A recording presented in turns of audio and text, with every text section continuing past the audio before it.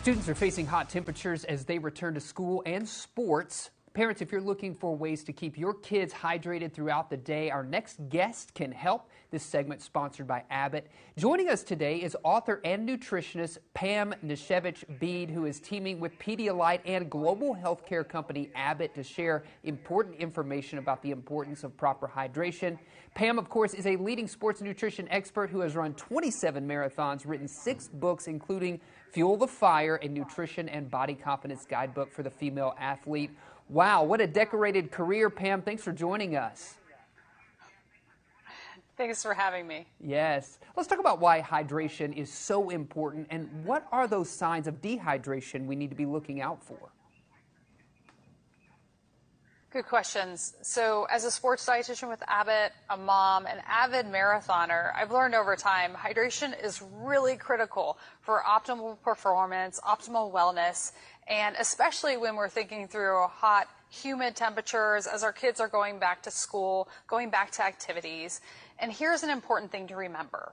60 to 70% of our bodies are made up of water. So when we start to lose fluids, 2% of our body weight from fluids lost in sweat, this dehydration really impacts our health, how we feel, our performance. And here are signs to look for. So when you're starting to feel a lot of fatigue, irritability, headaches, dizziness, those are common symptoms of dehydration.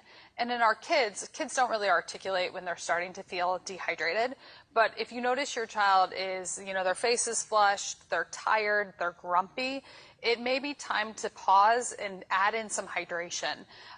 And don't rely on that thirst signal as the best indicator for hydration because it's not always, shouldn't always be our go-to.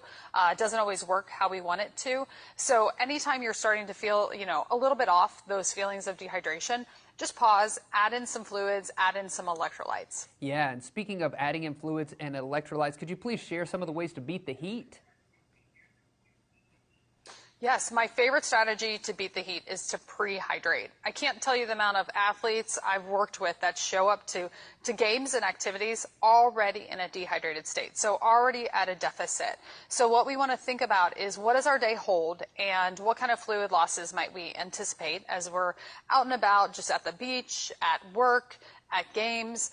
So we want to add in the fluids in the hours prior. And there's some easy ways we can do this. So we can add in, glasses of water, add in some unsweetened tea, add in a science-based electrolyte drink like a Pedialyte.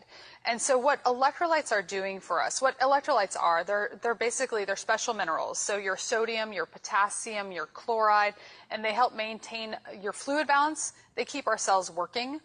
My go-to is Pedialyte Sport when I'm out and about, in heavy training and I'm sweating profusely.